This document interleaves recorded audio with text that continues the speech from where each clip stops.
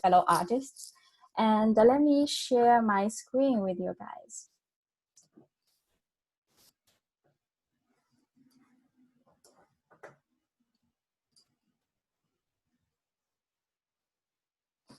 Okay. So I think many of you are familiar. This is the image I participated into this jewelry show, and also happened to be on the booklet and on Facebook, so everyone probably saw it. And actually, this is one of my series. I have, I think, about 7 pieces for this series called Ordinary Vision in 2020, and this is the number 4. So basically, from this year, February till now, almost every 1 or 2 months, I make one piece for this this series, and it's like still ongoing. And during this period, I was trying to navigate through the situation and the mentality in the turbulent world, where people were bombarded with numerous information from different perspectives and media, by using assorted shapes of unsymmetrical or broken components of eyeglasses. I want to present the world as I see confused and disconnected place where truth and lies are intertwined. And I try my best to decipher the news and opinions from different sources to form my independent understanding of the world. I found the process to be difficult and daunting. How can people get the right information from this new social media era is a question, I think, for us all to ponder upon. By combining oil paint and the newspaper collages with different languages collected during this period of time, I developed a unique process of recording history, exploring emotion, and finding truth in a chaotic world. And I want to bring you guys to my next page. So this is actually the first piece on Ordinary Vision I did in February. So by that time, coronavirus just began, and the media outlets were full of great stories about the virus in different languages to different communities. And during that time, I found newspapers and magazines from New York City in English, Chinese, Japanese, Arabic, Bengali, a lot of other languages. Every culture was talking about the same topic and spreading the same fear. I compiled assorted information together from this period and created collages for this piece. The pair of non-symmetrical glasses represents diverse perspectives and attitudes towards the confusing news from many resources. They convey the uncertainty before the coming storm. The artwork investigates into my personal mentality as an individual trying to figure out the whole situation in this global mess. And it's about history, media, and humanity. And the second piece called On Ordinary Vision 2 was a piece I made during March and April. Different from February, by that time, coronavirus began to spread in the US. It was a frantic period, frankly, that people were fighting to get toilet papers amid the waves of stock market crash.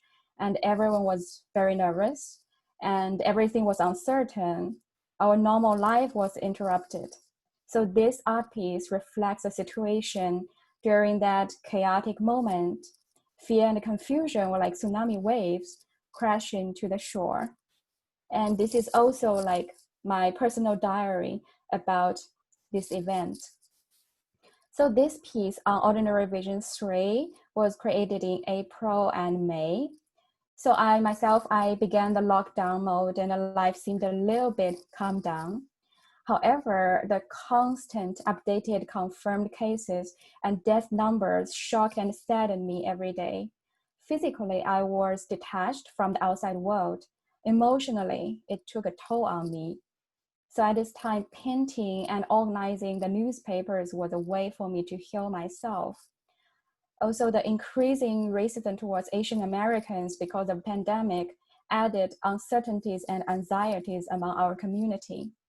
As an artist with Chinese heritage living in the States, I was so worried about the clashes between two countries, and I wondered even if I should go back to my family's home in China. However, because of the pandemic, international travel became impossible. It was an emotional period for me. I used my artwork to find strength to carry on.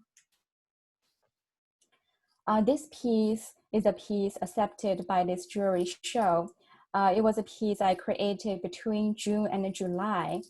As the pandemic slowed down in northeast of United States, southern states had increased cases. Racial inequality invoked nationwide Black Lives Matters movement. America and China's relationship reached new low. During this time, I learned more about American history, used my art to support the protest, and celebrated Juneteenth for the first time. This piece on Ordinary Vision 5 was created in July to August by using assorted shapes of broken components of eyeglasses. I intend to represent the disconnected world and the belief system I see around me. I'm an observer of the world, and I certainly don't have answers to all the questions. I simply record the emotions, confusions, and the conversations I experience in everyday life. This is on Ordinary 6, which was created in September, actually last month. So from this time, I started a new way to convey my message. I began to stitch cotton threads into the linen canvas instead of painting in oil. I disassembled real eyeglasses to represent different viewpoints and identities. I wrote directly on the surface of the work to speak out for myself and people around me in their own languages. If you look closer, you can see different languages written on this piece. And there's a one sentence I wrote is, I walked around my neighborhood and discovered a new park. Because before the pandemic, I was like every day going to work and came by home late. So I didn't pay so much attention to the things around me, around my home. But since I'm at home for a long time, so I began to explore. I realized there were so many things around me and I didn't know before. So this was a little bit highlight I discovered. This piece I created in October this month. I started this project by receiving and representing the messages coming from all kinds of outside resources. Now I'm looking at the messages and emotions inside my heart. I realize this is much healing process to our mental health, which everyone needs at this point. At the center of this art piece, as you can see, it's actually a piece, a lens piece from a pair of sunglasses. And when I took the photo of this piece, myself was reflected inside of this piece. And it just inspired me. I was thinking like everyone looking at this piece, maybe they can find something in their heart, feel it. So this piece is more about my internal discovery of myself and the healing of myself. So while I'm doing this series of pieces for the Unordinary Vision, I also did a lot of researches behind it. Frankly, in the daytime, I'm a professional eyewear designer. I've been working in the industry for more than a decade. So I'm always very interested in the culture, identity, history, and the materials behind every little pieces of eyewear. So here you can see, and I have so many different people important in our history, such as intellectuals, musicians, artists, fashion icon. They wear different styles, and I study them, and I try to understand like what kind of people they'll pick, what kind of glasses, and what kind of image they want to present to this world. It's a very interesting dynamic. So as you can see, these are the sketches I did like after I'm doing the researches of different glasses, and also I use these as a result to put into some of my paintings. I'm also working on a series of installations, which I will use these as the design elements. So this piece, if you look at left in the middle, there's a very masculine rectangular shape. It's actually inspired by Cazelle in 1980s. And on the right side, on the top, there's a very vintage cat eye shape from 1950s.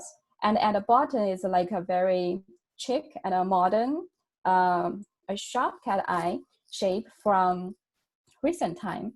So I combine them all together, encourages the viewer to see the world from different perspectives. It can also be interpreted as an individual with mixed values or personalities. We are all very complex human beings.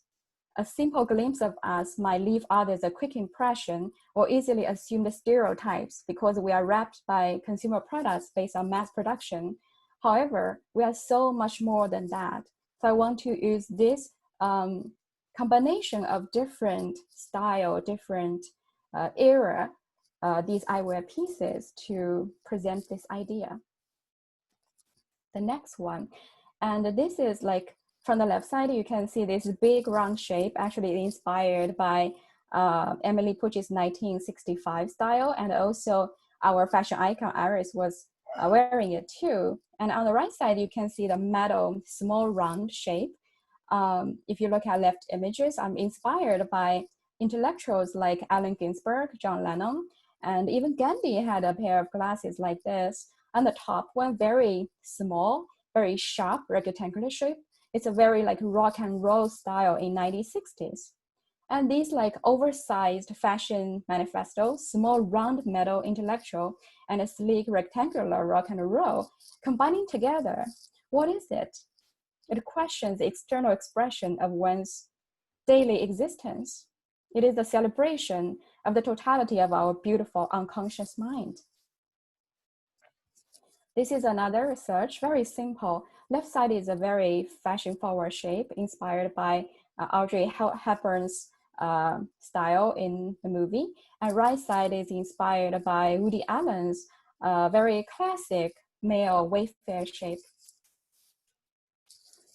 And I also did some researches of vintage metal glasses in the history, and I put them together. I was thinking, what the problem this metal piece tackles? It's a multi-layer identity, or it's a combination of different opinions from different personalities. Who am I? Which value do I hold? And what vision do I see? Okay, so this is just one of the projects I'm doing now, and I'm so happy to present one of the pieces from this series.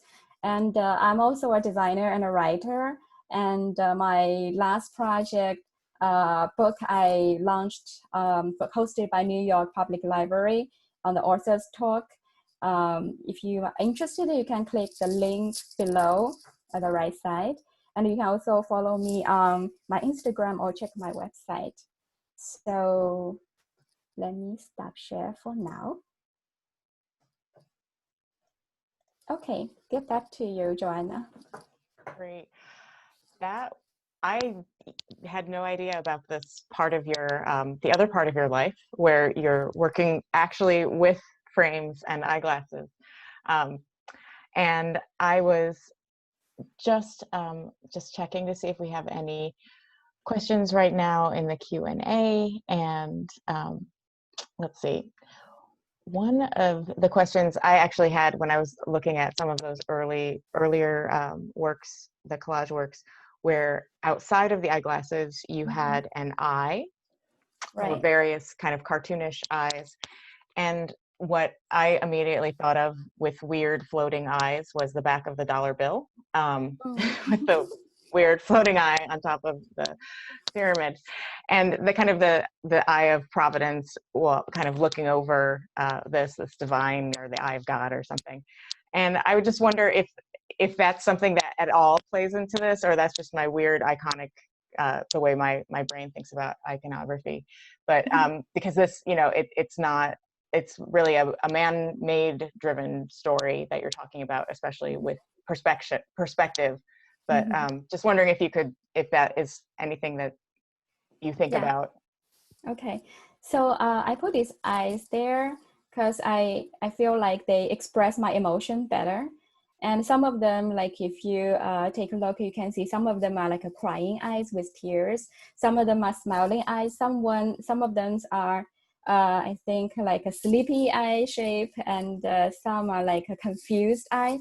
So it's a, how I say, like a kind of like explanation, some kind of like emotional points for the news, because like I put a lot of news, I curated those texts, I read them before I put there, and some news I was like so shocked, some news I was like, this might not be right, but I'll put it there as one of the opinions. And I was like, read some of the like COVID related news, I was so sad, I was crying. And I think they represent some of my emotions, because you cannot see directly, maybe people will not read those news like clearly when they look at the painting, but if you look at these like iconic eye shapes and the image it gives you, and you can feel my emotion as well. So it's like some functional there. Yeah. So I love that photo that you took of yourself kind of in the middle of the frame of the lens. Yeah. And so I'm wondering if you see your work becoming more sculptural in a way that's kind of connecting to your work outside of this 2D. Yeah, I do. Because as you can see, like I also did those sketches for those like unsymmetrical glasses, and I was in the middle of thinking to make them real. So there will be like installations, little sculptures to lay around to go with those art pieces. And so I'm going to 3-dimensional, and I'm really like interested to see how they go. That's awesome. I really like that feel where you were pushing there. So thank you so much for sharing that. Way beyond just what we got to see in the show and your artist statement that's online as well. So now we're going to move to Matthew Peake, who's also partners with David Lee Black on his piece that's in the show. So Matthew is going to share his slides with you. It'll take just a few moving around and to upload to share his screen. But thank you very much, Matthew, and I'll let you take it away. Yeah, thank you, everybody.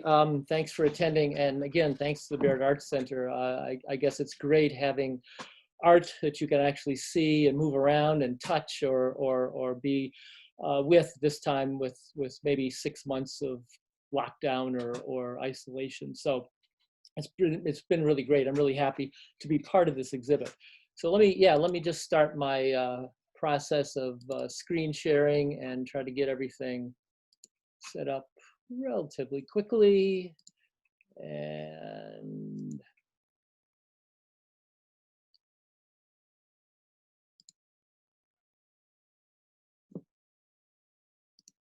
there we go. Can everybody see this?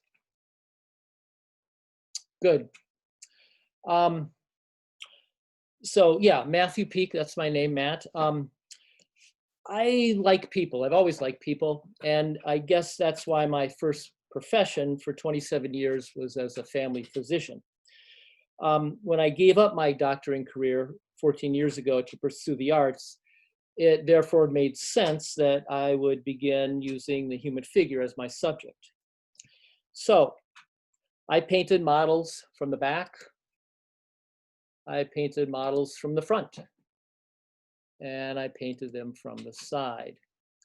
But then it was a serendipitous discovery that I had on a balcony overlooking a swimming pool, and watching figures from a different vantage point, which led to a whole series of paintings that were from above, from an aerial perspective. And I did a number of these. The impetus for the next iteration of figurative painting came actually from watching a child crawling around on the floor and looking up at people.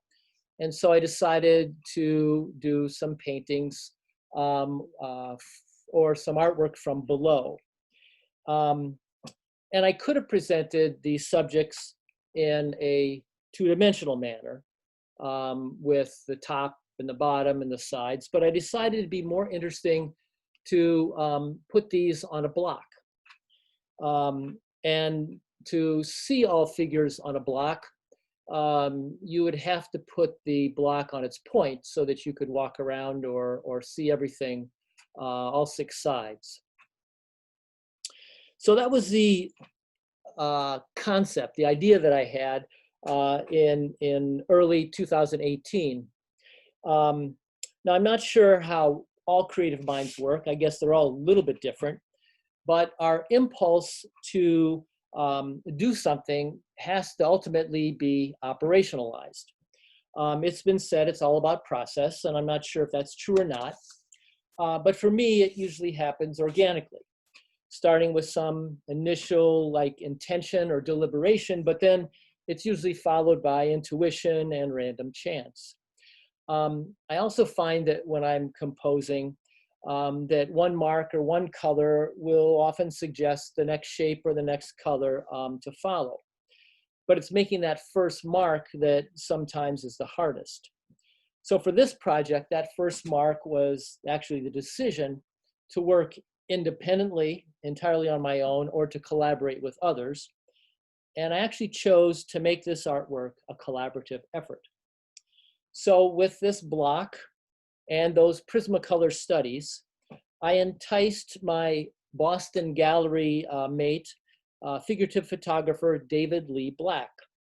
And together with the help of a dozen or so others, we embarked on an epic collaborative process to create what we were going to be calling sculptural photography.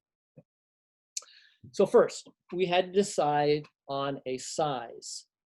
So I made a prototype out of wood with the intention of putting in 40 by 40 inch prints framed in Nielsen frames. And I did up some drawings and sent this idea to an engineering firm in Boise, Idaho, some people that I'd worked with before on a different project. And they developed a prototype. I guess we needed a place to do photography. So luckily, up the road from us, we had some neighbors with a barn. And the barn had the fortunate aspect of having 3 tiers so that we could shoot from above, or we could shoot from below, or we could shoot from all around.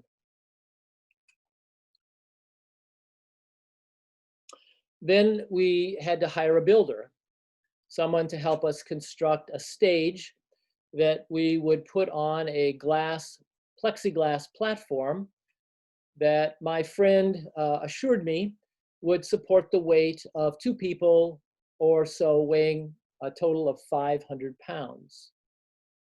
Just parenthetically, I stepped out on that glass platform with a little bit of trepidation, not knowing if it was going to crack and I'd fall through.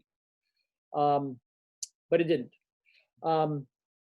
David hired 2 models, a white male professional ballet dancer and a black female, an artist of multiple and multitude of talents. And so we were assembling our personnel and putting the infrastructure together. It occurred to me that what the metaphor of a block on point really is. So first of all, it's perfect balance. Therefore, we would have our 2 dancers, different as black and white, adopt contorted, twisted, and asymmetric poses, but still achieve a beautiful equilibrium. Second, A block on point is an expression of attitude. Who says a block has to be on its side? So for that, we would have two characters interacting, expressing opposing attitudes or feelings, not immediately clear on a single panel, but discoverable only when the viewer circles the entire cube, seeing things from all perspectives. Third, a block on point is playful, imaginative, creative, as would be the pair of nude models, their nakedness symbolizing the innocence of children, playing with objects or interacting through them in unusual, surrealistic, and dreamlike ways. Finally, a block is iconic, a common object in our daily lives, whether a child's toy or a gamer's die. So, 1, 2, 3, 4, 5, and 6 models in large, brimmed black hats, when shot from above, would be seen as the dots on a die.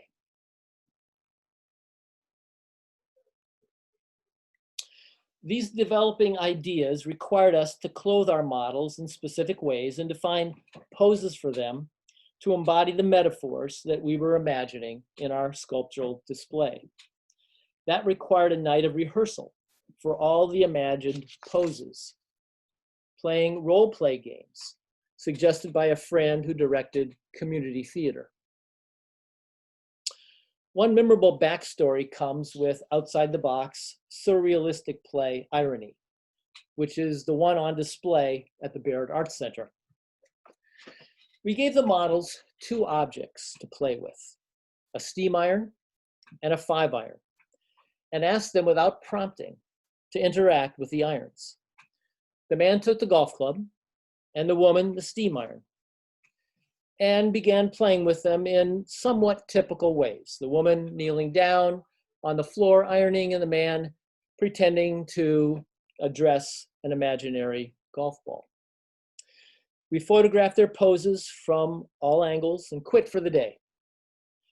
At supper, the lighting man, who David brought along, asked the group whether the scene we had just shot with the white man golfing and the black woman ironing was sexist and racist, and therefore potentially offensive to viewers.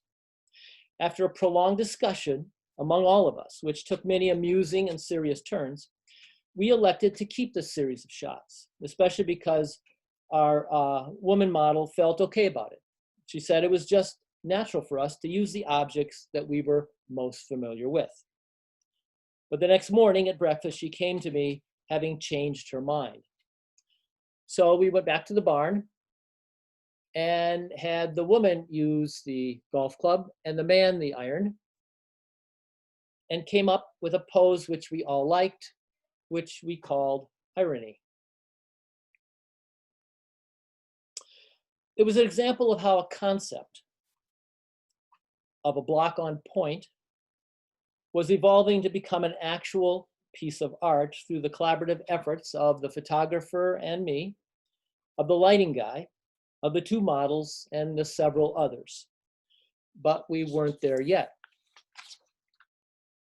We had thousands of pictures, which we set about choosing 1 or 2 sets from each of the series, which we named Poised on Point, Attitude, Surrealistic Play, and Die. We began editing. I had the prototype cube assembled and I constructed 3 more. When the photos were printed and framed, we attempted to do a video showing the versatility of the cube. How the 6 panels of one series, in this case, Poised on Point, could be removed from the cube and replaced with a next series, this one called Die. We found out in that videoing that there were some problems with the cube. The magnets in the corners of each of the faces were fixed in place, and the steel corners of the Nielsen frames where they were to attach were slightly out of alignment, and so the corners wouldn't stay in place. So we had to go back to the drawing board in a sense, modify the prototype, and create movable magnets. We also had to decide which corner pieces to put below the cube in the pyramidal pedestal. And eventually we came up with fixes for everything and came to decide on a black triangle, and this being our prototype for the cube with die 1.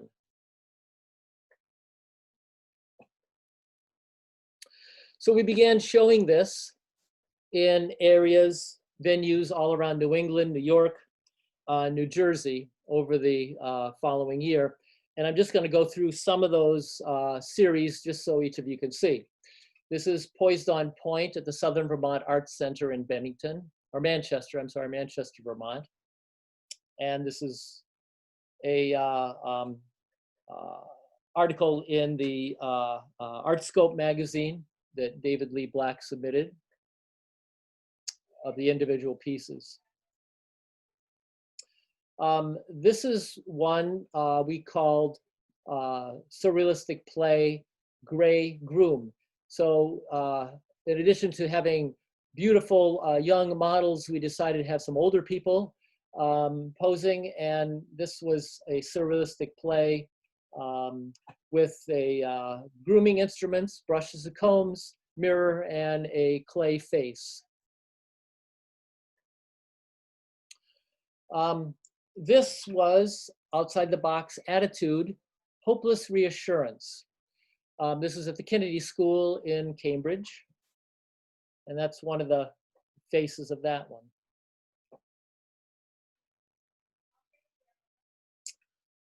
This is also at the Kennedy School. This is, again, Poised on Point during their one of their shows during the holiday season.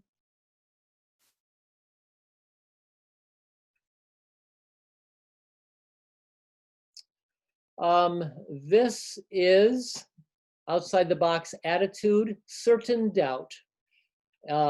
This is actually in the guest room of my house. It hasn't been displayed yet. And that's the one of the takes, the below view of that one. And here it is, Outside the Box, Surrealistic Play Irony in the Barrett Arts Center. That's one of the views. That's one of the faces of it. And that's from the other side. So that's the conclusion of my talk. I'm really thankful and happy that the Barrett Arts Center had this exhibit, and I was feeling very privileged. David and I were thrilled to have been accepted into the show and exhibited there. Awesome. Well, that, again, way more going on there than we knew, and part of this performative aspect of this that you feel when it's in the space, a little bit of it kind of comes with it. And I guess that's a question that I have here that I just got, was about like, why this scale? Like, what would you consider doing larger or smaller? But you know, what is it this supposed to do at this specific scale? Yeah, a good question, because when we were deciding on this, David said, well, maybe we should have a tabletop view, tabletop scale, which is something that you could just have on a desk and just pick it up and look at it. Actually, one of those initial photographs showing actually my wife standing next to the wood prototype, it was designed so that you could walk around it.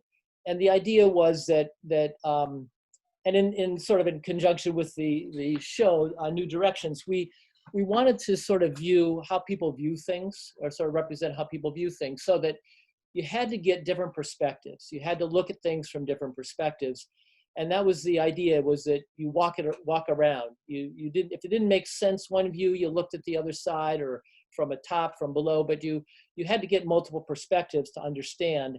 And that's kind of how, or hopefully how we should view things, is try to get different different perspectives. So the idea was to make it large enough that it would be compelling when you walked in a room to approach it, and large enough that you could walk around it and see the top 3 faces and the bottom 3 faces without having to bend over or having to get a lift up to see the top. So that was the reason.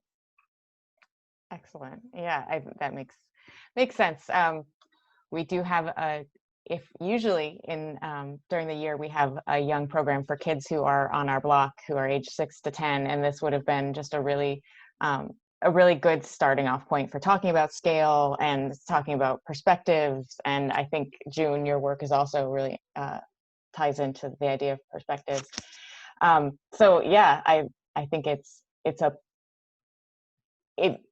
fits with everything in New Directions. And I think Nick writes in his juror statement, which is worth reading online if people haven't yet, about how that fits into what he sees in this selection, which is really, it's nice to see someone narrow down 900 works to this, you begin to feel it when we talk like this.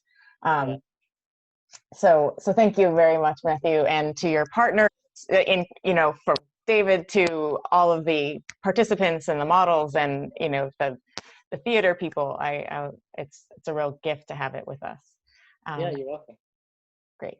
Thank you.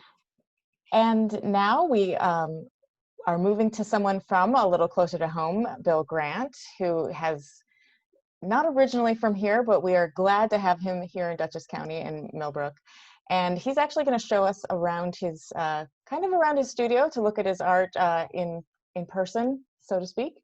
And this should be also a nice change of pace. So, Bill, we're very, very pleased to see this new perspective. Hey, thank you, Joanna. Hello, everyone. I'm Bill Grant. I just want to start by saying, Matthew, June, wonderful presentations. Very, very striking, dynamic work.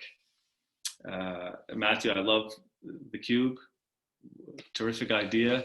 And June, I've always been a fan of eyeglasses. I don't wear eyeglasses myself. And now I'm even more of a fan. So thank you. So I do want to start. I simply want to thank Barrett Art Center, and I want to thank Nick for being selected, included, and being given the opportunity to show my work. It has been a difficult year, and that means everything you guys are doing over there at BAC and Nick, it means that much more. So thank you. So up front, I would actually like to just sort of work a little bit in reverse and explain what motivates me, and maybe that'll hopefully add to the conclusion.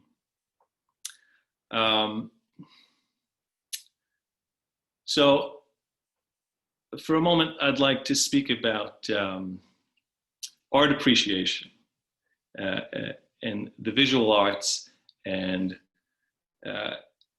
outside of being creatives and artists, we're also viewers. And I find myself often viewing. I'm an artist as well, and when I'm working on my camera paintings, there's nothing else in the world happening, but often I find myself, whether it's at a gallery or a museum, an exhibit, even leaving Barrett just this weekend, I find myself as a viewer, and I find myself sort of locked into the creative process and the aim to sort of,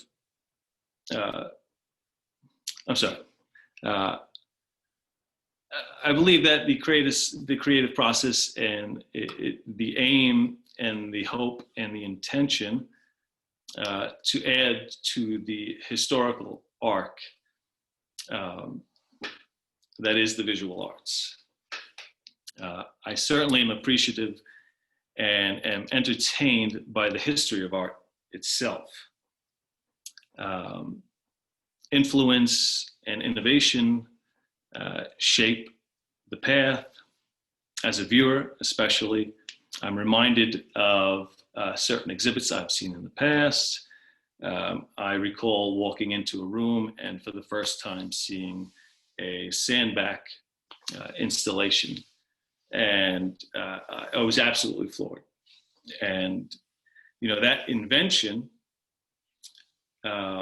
is a pretty wonderful thing, and it's, to me, I see it as an offering, and an offering is a gift, and you know, to give is a noble act.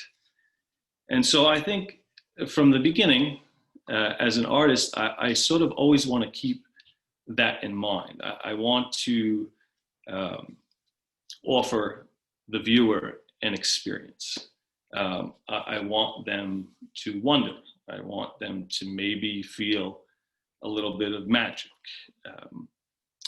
And, you know, and I'm not speaking as an individual in that sense. I'm sure Matthew, June, everyone participating, everyone who's in their studio as we speak, or at home working creatively, feels the same way.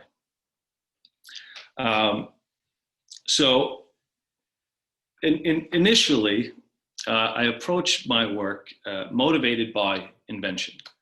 I am a big fan of seeing something for the first time that I know that I have not seen before, and it makes me wonder how an artist achieved that specific goal. So in the show, I have camera painting number 5. And I've been referring to these works as camera paintings. You could actually see one over my right shoulder here. I'm surrounded by them as we speak. And these here, I actually have been reworking, which is a little bit of a different direction than the piece I'm showing at Barrett, which is a pure photograph. Very simple. I'll explain the process in a minute, but very simple camera painting versus reworking the glass, adding more steps, more collage type works. So I've been referring to these as camera paintings. The concept is simple. I am painting for the camera. The resulting photograph is the finished work. Imagine a work table, a blank surface, paint, and a camera. I can envision a work comprised of the paint's natural, untouched, unmixed, unapplied beauty.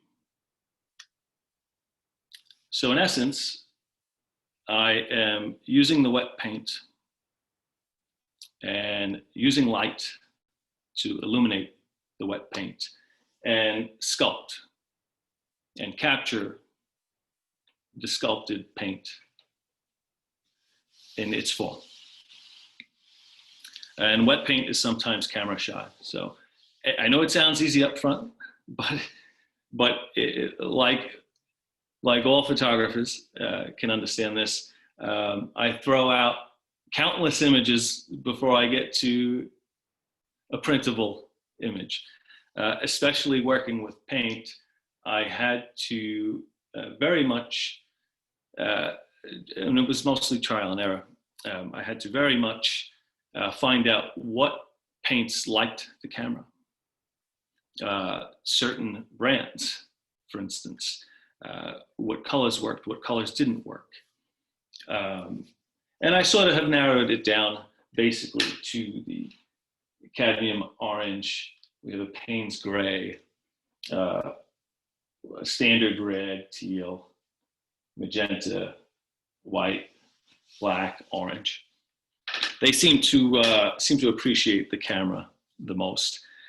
So when I started work on these, it occurred to me naturally that they would be abstract.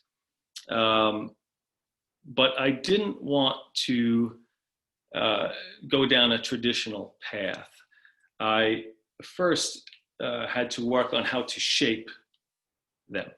I use knives, I use rulers for guidance sometimes, sometimes freehand. And I discovered that they sort of were telling me that they wanted elements of figuration, even if it was hints, maybe a shoulder, maybe a hip, maybe a knee. Mostly leaving it up to the viewer to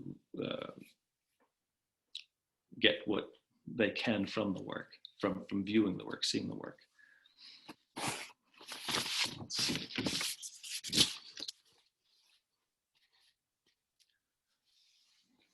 So naturally, in forming the paint, what worked best and what I realized the camera seemed to appreciate were geometric shapes as well, loose geometric shapes, lines, curving, straight, arches. Naturally, the camera captures shadow wonderfully. The light almost enters the paint. So if you're in front of a piece, and I'm not sure if you can really get the effect here. And another thing is that they're quite difficult to photograph once they are finished. So seeing them naturally in person is the absolute best way to appreciate them, because it almost looks like you can jump into the paint. The light enters, it's a chromogenic print, and I always face mount them because the plexi certainly does add a dimension. It gives them a little bit more depth. It also helps the light enter the image. So in that, I've been developing the figuration in the works, and I found myself being able to capture movement. If you look at a piece, they are static to some degree. They don't seem fixed. They almost seem like they want to run off one end of the piece or another, which I think is fantastic. And again, I do want to say that this has been quite a bit of trial and error to finally get them to a point that I think is a good starting point. I think I've only scratched the surface at this point. And also, I do hope that the concept is simple,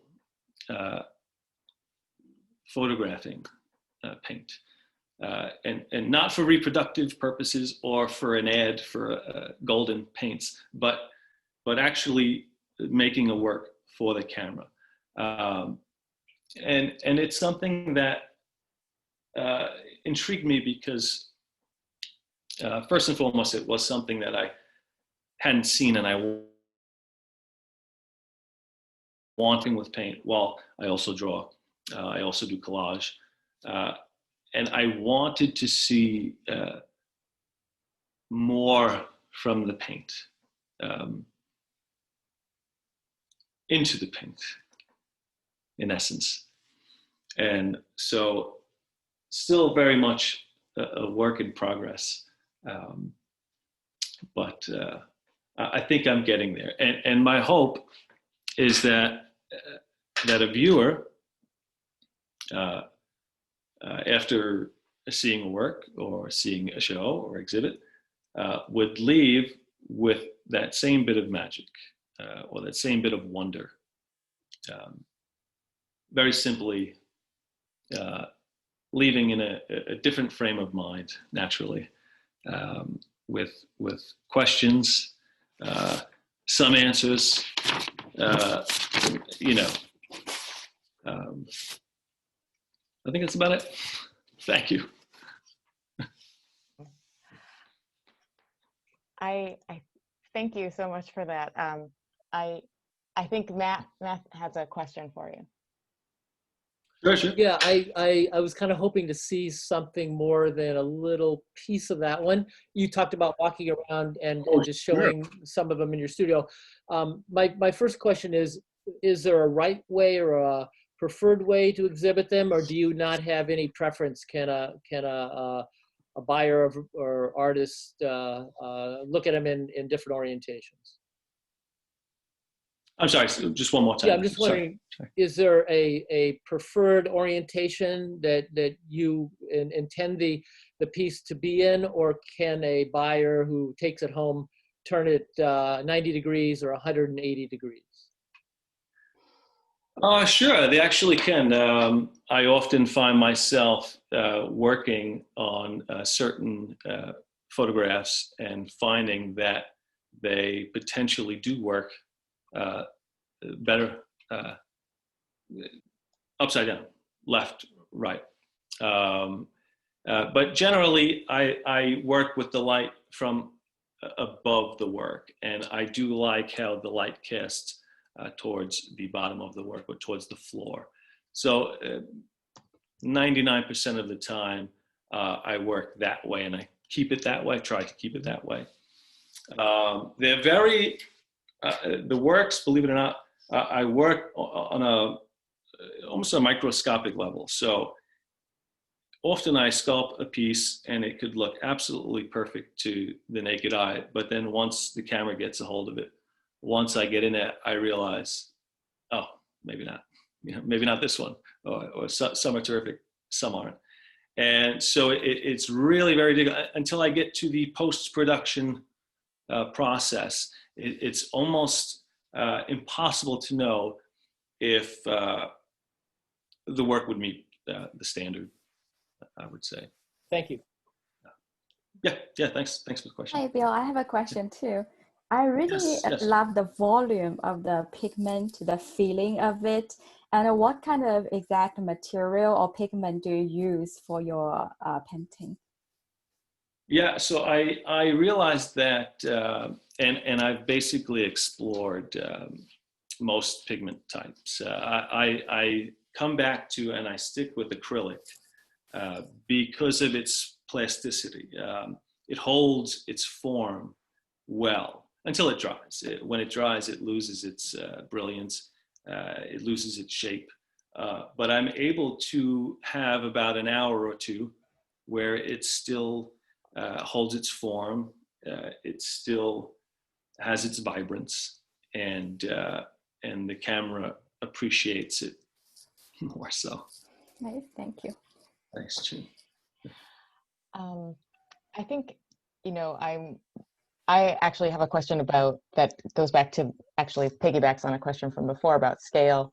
And if you could just comment on that, when you spoke about wanting your viewer to have a transformative experience, and if you think scale is necessary for that, or I do believe that I've worked on a smaller scale, and I do believe that the effect is much stronger on a larger scale. I believe that the image seems to let more light in.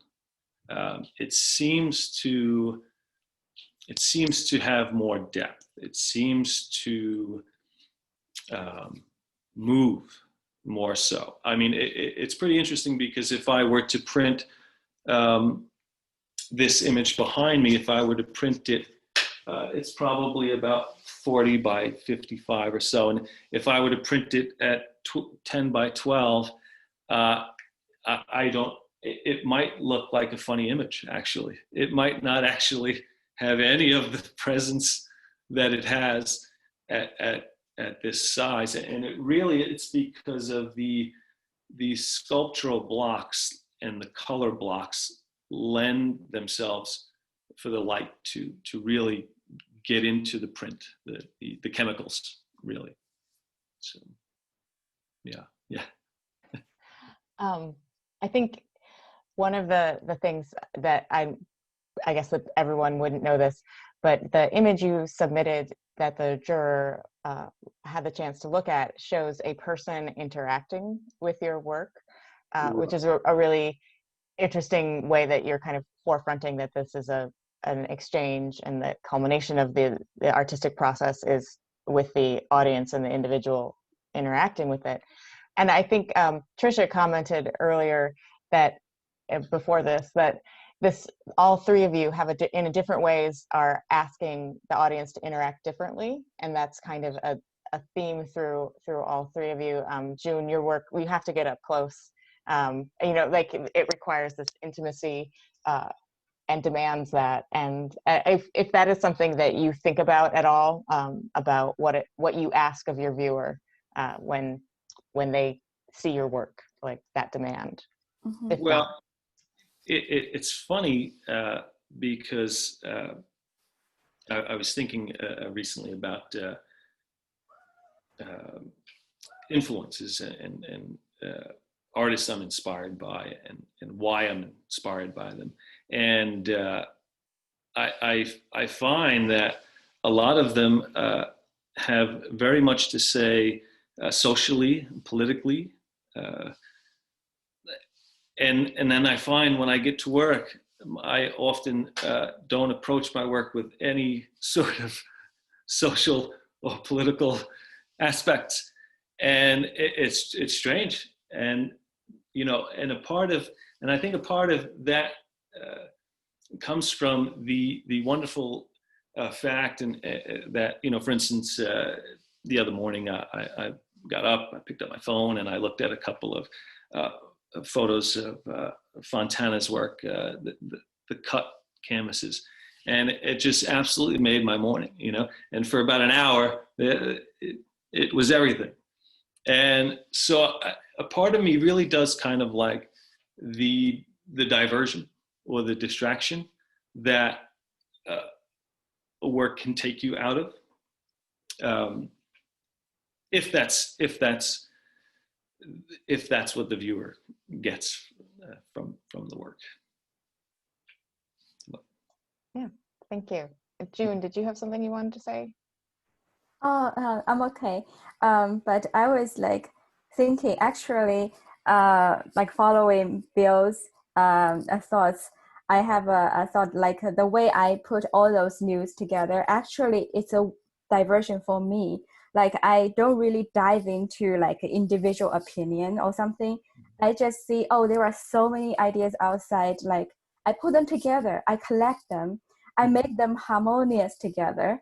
And it's like a healing process for myself. So it's like I noted, I know the world is like this, but I have peace with it. And I don't like pick a strong side that I have to be like this or have to believe in this or not to believe that. I just say I want to have a peace with the world, and I want people to talk to each other, and I want people to open their mind and embrace the differences and diversities. This is like after I doing these collages, like cutting all kinds of newspaper, going to neighborhood to get different language newspaper, Chinese supermarkets, like Indian supermarket, blah blah, and getting together, I feel like I can have peace now. So this is another kind of diversion for me. Oh, and you absolutely achieve it for sure. Thanks. Well, I think that covers the questions that we've been asked, and that puts us at kind of the end point of this really great discussion, which I'm excited to share on YouTube a little bit later. We'll get that loaded up so people who couldn't be with us tonight can get a chance to see everyone speak. And I just thank you all so much. I am going to walk into the galleries tomorrow with a new perspective, and I will probably spend I've spent some time with the works, but I will probably spend a little more time with them. So this is part of the process, and I just really appreciate your time and all of your work. So thank you so much. And thanks to everyone who joined us tonight. And yeah, we'll see you soon next week at 7 o'clock in the evening on Thursday. We'll be doing this again with 3 more artists. So thanks so much, guys. Have a great night. Thank you, Joanna. Thank you so much. Thank you.